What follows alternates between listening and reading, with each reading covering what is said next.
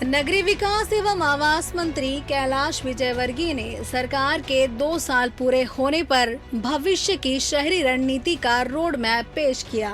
मंत्री का कहना है कि 2047 तक आधी आबादी शहरों में रहेगी, इसीलिए अभी से ही आवास, ट्रांसपोर्ट, जल, हरियाली और रोजगार सब कुछ एक साथ प्लान किया जा रहा है।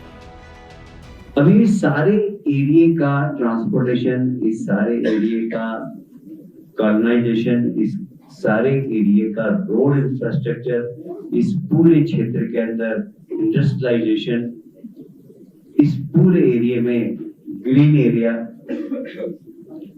इस सब का हम डिमार्केशन करेंगे और एक बड़ा ग्रोथ सेंटर बने, इकोनॉमिक ग्रोथ जहां पर हो। मैं इंदौर, उज्जैन इकोनॉमिक ग्रोथ का आपको उदाहरण देता हूँ। जैसे उसमें हमने धार लिया है, रतलाम लिया है। रतलाम नमकीन के साथ साथ आजकल सोने का भी एक बहुत बड़ा व्यवसायिक केंद्र बन गया है। सरकार ने 2 बड़ी मेट्रोपॉलिटन सिटी पर काम शुरू किया है। भोपाल मेट्रोपॉलिटन क्षेत्र, जिसमें भोपाल, सीहोर, रायसेन, विदिशा, राजगढ़ और नर्मदापुरम। वहीं इंदौर उज्जैन मेट्रोपॉलिटन क्षेत्र में इंदौर, उज्जैन, देवास, शाजापुर, रतलाम और धार शामिल हैं। सरकार का दावा है कि इन क्षेत्रों में निवेश, रोजगार और बुनियादी सुविधाओं तीनों पर एक साथ फोकस किया जाएगा। वर्ल्ड क्लास हो, इस दिशा में हमने प्लानिंग किया है और लगभग 80% रोड इस पूरे मेट्रोपॉलिटन एरिया की बन चुकी है और 20% हमारी प्लानिंग के अंदर है, जो बन जाएगी शीघ्र। क्योंकि सबसे ज्यादा मेट्रोपॉलिटन एरिया के अंदर हमें अब इंदौर और उज्जैन, पीतमपुर, इसमें मेट्रो का दूसरा चरण है।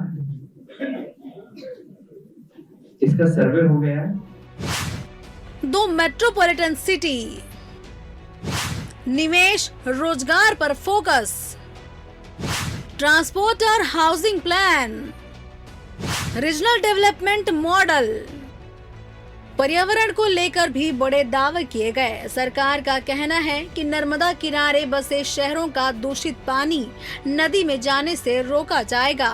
इसके साथ ही नगर वन, बगीचे, सोलर एनर्जी और बेहतर एयर क्वालिटी पर जोर दिया जाएगा। हम जितने भी गार्डन हैं, उन गार्डन को 50% डेंस फॉरेस्ट बनाना। ये सब लोग जरा नोट करें। जितने भी गार्डन है, हम उसको सीएम वन पार्क बनाए, आधा उसमें, हाँ सीएम वन, और उसको 50% डेंस फॉरेस्ट करें। शहर के अंदर लंग्स होना बहुत ज्यादा जरूरी है और ये पेड़ ही शहर के लंग्स हैं। तो हमने सभी नगर निगम, नगर पालिकाओं को निर्देश दिए हैं कि वे शहर के लंग्स अपने बगीचे के अंदर करें। Green city model, solar energy का विस्तार, नगर वन और शहरी हरियाली, एयर क्वालिटी में सुधार। शहरी सेवाओं को डिजिटल बनाने के लिए ई नगर पालिका लागू की गई। नगर पालिकाओं को आत्मनिर्भर बनाने के लिए जीआई मैपिंग के जरिए संपत्तियों की पहचान और राजस्व बढ़ाने की योजना है। देश के अच्छे प्लानर को बुलाकर इंदौर शहर की ट्रैफिक, इंदौर शहर का जनसंख्या, इंदौर शहर में वीकेंड कितने होंगे 25 साल बाद, उस हिसाब से हमने पूरे शहर का प्लानिंग किया है। सरकार कह रही है कि 2047 का विजन तैयार है, लेकिन विपक्ष पूछ रहा है स्मार्ट सिटी के दावे और जमीनी हालात में फर्क क्यों? कई शहरों में आज भी पानी, सीवर की समस्या क्यों है? मेट्रो और मेट्रोपॉलिटन प्लान आम जनता को कब राहत देंगे? क्या ग्रीन सिटी केवल कागजी प्लान है? छोटे शहरों को कब मिलेगा महानगरों जैसा ध्यान? ये सरकार नगरीय नियोजन में पूरी तरह से विफल रही। जितना बड़ा इंफ्रास्ट्रक्चर चाहिए शहरों के लिए, आधुनिक युग है आज, वो ये पूरा नहीं कर पाए हैं। बेसिक सुविधाएं हैं, खासकर सीवरेज की जो बात हो रही, आधे नगर आपके प्रदेश में खुदे पड़े हैं, कंप्लीट इनकी सीवरेज लाइंस नहीं है।